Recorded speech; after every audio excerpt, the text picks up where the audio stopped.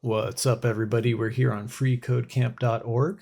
We're going to do a daily code challenge. So I'm going to go to my curriculum page, and we're going to do the challenge of today, but I know you're going to be watching this in the past, so I might as well guide you to the archive page.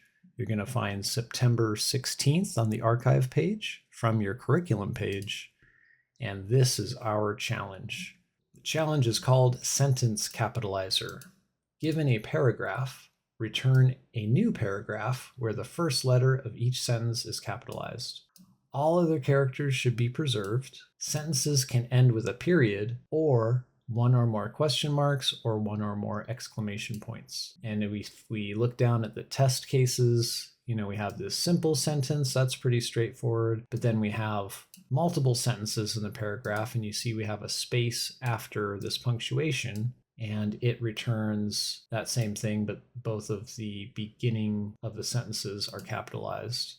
We have this situation where we have an example of an ellipsis, which is technically ending with a period. And yeah, it also, begins the next letter with a capital.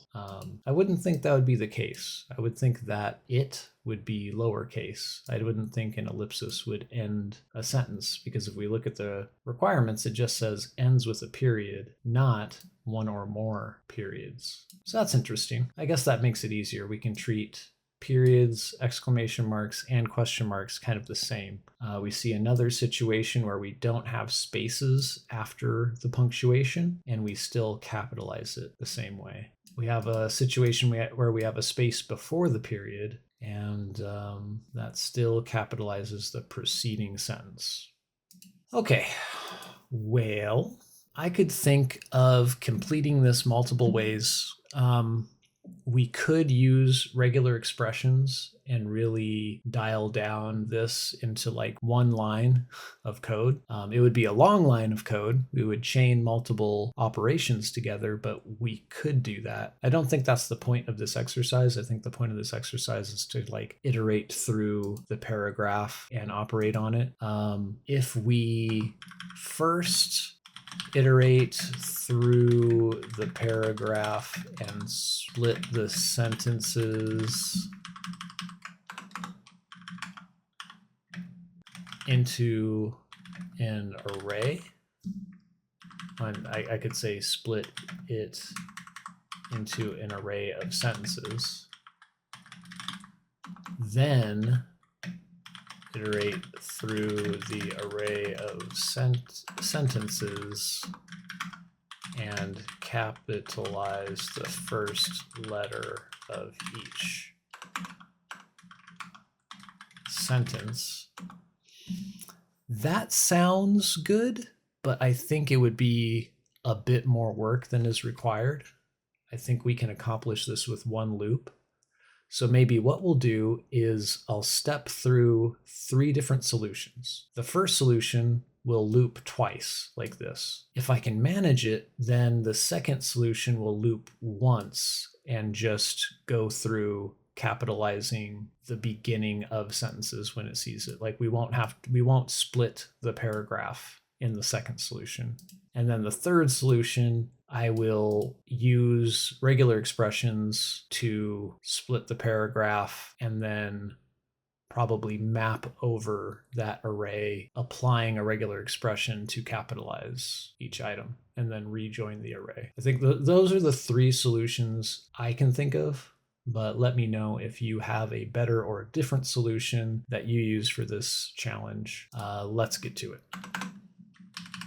So our first solution, we are breaking the paragraph into sentences, and that's an array. And let's just start thinking about this. Oops. I equals 0, I is less than paragraph.length. And this will just be a matter of looking at each character in the paragraph and deciding if it is the end of a sentence. If we've reached the end of a sentence, we take the substring since the last sentence and put it into the array. So we could we would need a variable, I'll call it last end, and that'll be the index of the end of the last sentence that we found. And every time that we find a new sentence, we'll just increment that last end, or we won't increment it. We will set the last end to the place that we have ended the sentence. You'll see.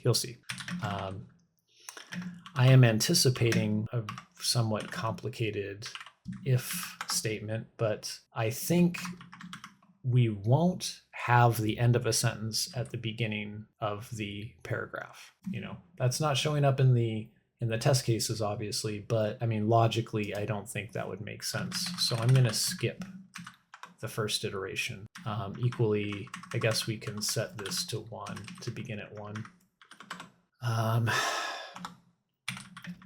So if we could compare, so let's consider, like, okay, I have the character that we're looking at, and I could say, hey, is this equal to period, or is this equal to exclamation mark? Is this equivalent to question mark? But maybe it'll be more clear and easier to handle if we just have a punctuation string that contains all those things. Then we can use this string and call like includes. So instead of doing something like this, we can say, does the punctuation string include that? Our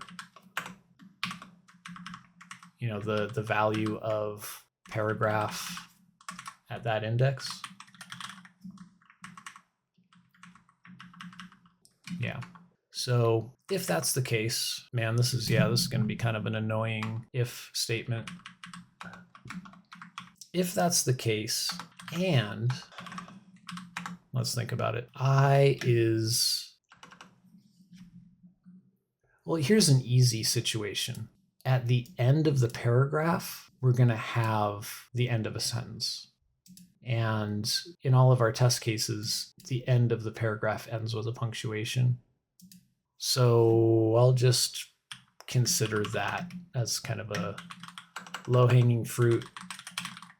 Paragraph length -1. So if we're at the last, character in the paragraph, and it is a punctuation character, then we'll want to, grab this sentence and then set last end to I, or I guess I plus 1. But if we're at the end of the paragraph, the last end won't matter that much. But we will need it for, well, I don't need a parentheses around that. If we're at the end of the paragraph, and so we have to handle the case that we're not at the end of the paragraph. If the punctuation, if this character, paragraph at, if the next character is not included in the punctuation string, then I think that'll cover it, because we don't really have to consider what came before. What came before, it doesn't matter. What really matters is what comes after the punctuation. You see that we may have a letter, or we may have some other character, or we may have white space, but either case, that won't be a punctuation character. We want to make sure we don't grab the end of a sentence like here, where we have like the second of 3 question marks or the first of 3 question marks. So yeah, that's good. So what does grabbing a sentence look like? Well, we'll be pushing something into the sentences array. And I guess we'll be taking the substring of paragraph. The first time it'll be 0. Oh, last end. So we got a variable for that. So the first time it will be 0 for last end. after we do this, we have to make sure to add to last end either I or I plus 1. I'm going to guess it's I plus 1 because we want to be ready for, we want to take that punctuation and include it. And substring is non-inclusive. The iterating variable is inclusive, and so they will both be I plus 1.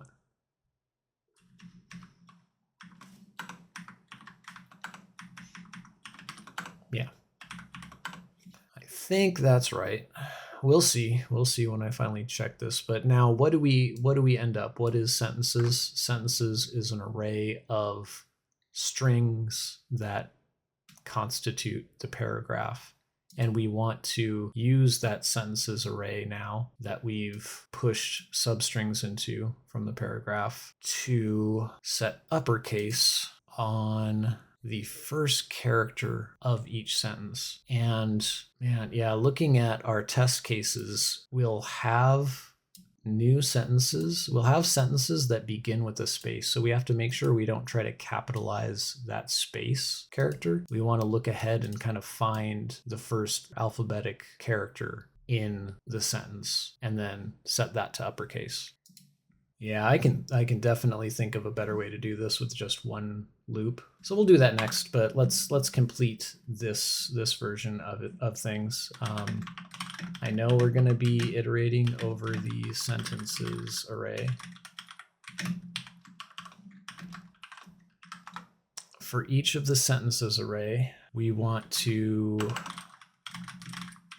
do what? We want to find the index of the first character that isn't white space, or ideally the first character that is alphabetic. So I guess we can use an array method.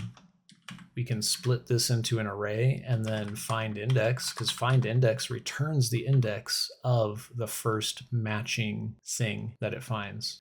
And we define what that matching thing is with a callback function. And I'm calling this C to represent character. We could also call it like char, but C for short. And I want to return, I mean, we could use the test of like the little shortcut, because if we apply 2 lowercase or 2 uppercase to a digit, to a symbol, to white space, nothing happens. It's the same. But if we apply 2 lowercase or 2 uppercase to an alphabetic character, they won't be the same. So this is kind of a good little shortcut test to see if the character is alphabetical. So that's going to get us the first letter, or I guess I'll call it FL for short, so I don't have to keep typing first letter. So we have, that's the index value of where we are applying a 2 uppercase to ensure that that first letter in this sentence is uppercase, and we can put it back into this sentence, kind of redeclare it. So how do we get the first letter? Substring 0 up until the point. Oh, and this would be sentence at I. Sentence at I. Oh, sentences, sorry. My mistake. Sentences at I gets sentences at I substring from the very beginning until wherever we found this character. Most commonly, if it's not the first one, it'll be the second item, index 1 instead of index 0. But if it is index 0, will this still return something? No. I don't think that'll return anything if this ends up resolving to 0, 0. But we'll have to test. That may be a bug. I'm not sure. I think that's one of the... Oh no, and we don't want to do this. Okay, so maybe it'd be easier to reason about if we either do this and use this variable sentence, because that's what, you know, my mind was kind of doing earlier. So we either do that, like sentence at, because we're talking about, we're looking at the letter. No, I'm kind of, no, okay. This is fine. This is fine. Kind of like, this is kind of hard to work with, the string manipulation using index positions. It's not super simple. I want to make sure I'm covering all my bases here so I don't have to debug it later. Sentences at I. So what is the rest of the sentence? We could call substring and just provide it one argument, and that'll go until the end, right? Because we are setting to uppercase on our target character, and then from that target character, like the next one on until the end, we're taking the substring. That's like the rest of the sentence. Yeah, I think that should be okay. And then we'll just have to join the sentences array back into a string. Kind of looking back over my code, reviewing it for any small errors. And it's funny because, you know, you guys watching at home, you'll probably see my small errors way before I do. So you're probably like yelling at the screen right now, like, no, look at line 15. You messed that up. So I'm trying to be careful that I didn't miss anything, but it should be okay. So this isn't exactly a short solution here. Let's try it. No, fails for everything. What are we getting at the end of this sentences? Join. Now it's not even running. So what bug? Last end is read only, huh? Oh yeah, I set it with a const. Let's set it with a let. All right, so that's my missed little small mistake, I think. Hopefully there's just one, or else this video is going to take forever. Oh, there's another one. All right, but now it's just failing test cases. So, ooh, that's interesting. So I am not getting this right. Let's think about this. This is a sentence. We want to set sentences at I to, here we go. Sentences at I at FL. Yeah. There we go. So you could see how it would be, if you're doing it this way, there's a lot of room for error. Like everything has to be like this if statement has to be lined up perfectly with its parentheses, or you're going to have some edge case where the logic doesn't make sense. Or, you know, here where I'm reassembling the sentence and setting one of the characters to uppercase, you just saw, like, to make sure I'm declaring not only the correct member of the sentences array, but the correct letter on that sentence. It's not the best. It's not the best solution. So how can we make this better? Let's rethink it. Let's simplify our thinking, right? Keep it simple, stupid. The KISS method, right? What's a simpler way to just approach this entirely? How can we just iterate over the paragraph once, character by character, and perform everything we need? Instead of breaking it off and doing two separate things, how do we do this in one fell swoop? Well, if we're checking every character to see if we should set it to uppercase, let's just get that character so we don't have to play with accessing the array too much and forgetting our brackets with the I. And if it's a letter, two lowercase does not equal character to uppercase, I think this condition is going to come in really clutch with this. You can kind of lean on this to just see, all right, the result, yeah, I'll declare a result string that we'll use throughout this. And I'll declare another variable. Well, hold off on that. Let's see if we need it. Let's step through the first iteration. Should the first letter be uppercase? how would we know? Or how would we know to set the first letter of the second sentence uppercase? We would check to see if it's a letter. And if it was, let's just like add it to the result as to uppercase. Else, just add it normally as, oh, sorry, result. Let's do character. That's what I meant to do. Character to uppercase and pack it into the resulting string. So the result is the fully converted paragraph. And if it's not a letter, let's just add it in, concatenate it into the result. Really, if you think back to our first solution, the main thing I was doing conditionally to tell if this is the end of a sentence is checking the next character. So if this current character wasn't a letter, it might be punctuation.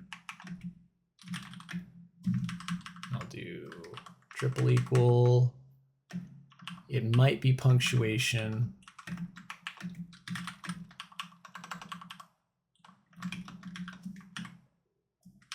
And if this current iteration's character is punctuation, then we could set a flag.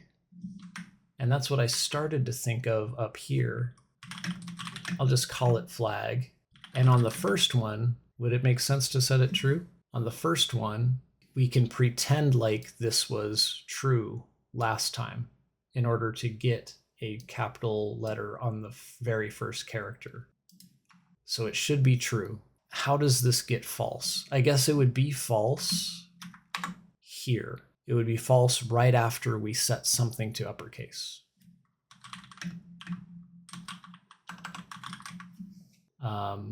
The first letter it sees before anything else, it'll set it to uppercase, and then we should set this flag to false. And then the rest of the sentence will be just packed into the result until we hit a punctuation mark. And then it doesn't matter if there are more punctuation marks directly after it. Those aren't letters, so they won't hit this condition. They'll just be packed into the character array until we find another letter.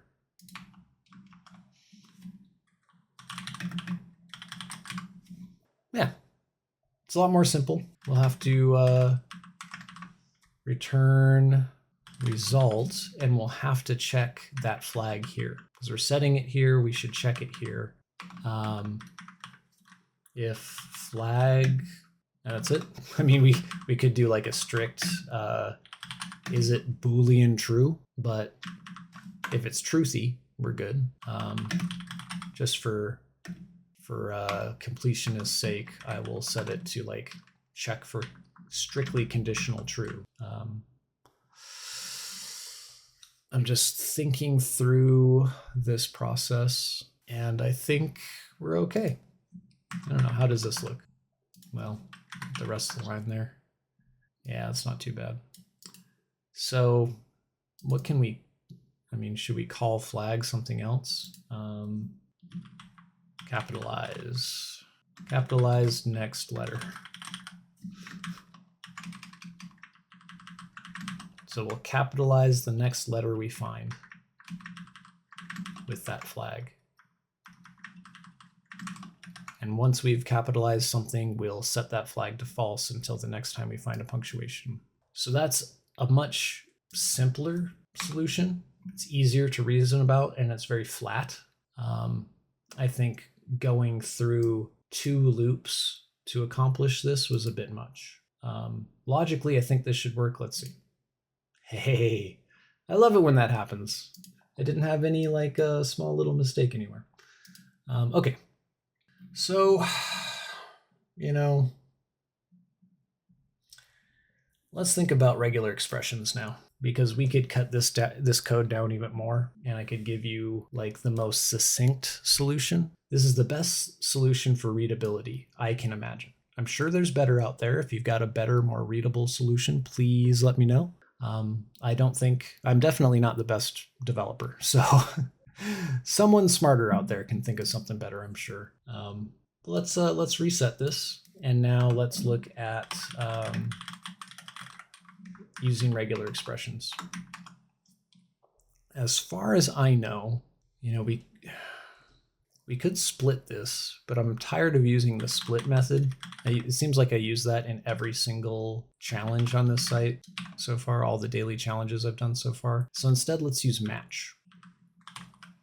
Match, what do we want to match? We want to match periods, question marks, or exclamation marks. And we want to match more than one of those. Before that set of one or more of these, we will have like not that would be a good way to think of it. So this is like the not symbol, the caret. If you want to actually match a caret, you'd escape it. The caret is like opposite, like not these things. This would be the pattern, and then it may possibly have a space after it. So the asterisk is optional. And this escape S is white space character. So it may optionally have a white space character after it. Yeah, let's give that a go. What happens when I have, let's take, this string, we'll call paragraph this last test case, and what is the result of this regular expression? Sanity check. Okay, so it split the sentences. Let's try another one. Let's try this one without spaces after the punctuation marks. Let's comment out this one and set paragraph to be this one. Okay, that's looking like it's doing what it should. But having this optional space after the set of capture groups means that the space that appears after a punctuation mark, like let's see, like this one or like this one, it'll be associated with the next sentence. It won't be associated with, or sorry, it is associated. So I'll show you because I saw it in the last example, but I said it completely backwards. It's associated with the previous sentence. Logically, I think the space should be in the next sentence, at the beginning of the next sentence instead of the end of the current one that is associated with that punctuation. We can move it to the beginning of this,